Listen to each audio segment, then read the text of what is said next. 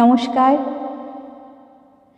আজ শোনাব কবি সুনীল গঙ্গোপাধ্যায়ের লেখা কেউ কথা রাখেনি।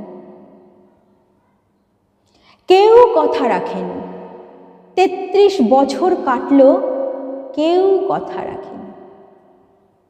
ছেলেবেলা এক গোষ্ঠমী তার আগমনী গান হঠাৎ থামিয়ে বলেছিল, শুক্লা দ্বাদশীর দিন অন্তরাটুকু শুনিয়ে যাবে।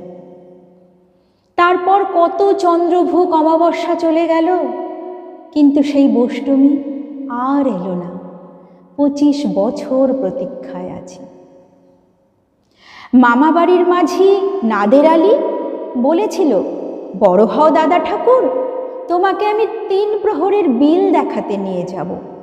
সেখানে পদ্ম ফুলের মাথায় সাপ আর ভ্রমর খেলা করে। নাদের আলী, আমি আর কত বড় হব? আমার মাথা এই ঘরের ছাদ ফুঁড়ে আকাশ স্পর্শ করলে তুমি আমায় ৩ প্রহরের বিল দেখাবে?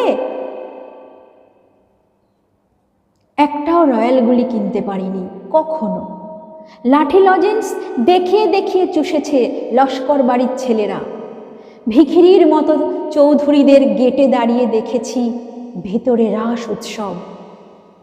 অবিরল রঙের ধারার মধ্যে সুবর্ণ কঙ্কণ পরা ফর্সা রমণীরা কত রকম আনন্দে হেসেছে। আমার দিকে তারা ফিরেও চায়নি। বাবা আমার কাঁধ ছুঁয়ে বলেছিলেন, দেখিস একদিন আমরাও। বাবা এখন অন্ধ, আমাদের দেখা হয়নি কিছুই। সেই রয়্যালগুলি, সেই লাঠি লজেন্স, সেই রাস উৎসব আমায় কেউ ফিরিয়ে দেবে না। বুকের মধ্যে সুগন্ধি রুমাল রেখে বরুণা বলেছিল, যেদিন আমায় সত্যিকারের ভালোবাসবে সেদিন আমার বুকেও এরকম আতরের গন্ধ হবে। ভালোবাসার জন্য আমি হাতের মুঠোয় প্রাণ নিয়েছি, দুরন্ত ষাঁড়ের চোখে বেঁধেছি লাল কাপড়। বিশ্ব সংসার তন্ন তন্ন করে খুঁজে এনেছি ১০৮টা নীল পদ্ম। তবু কথা রাখেনি বরুণা।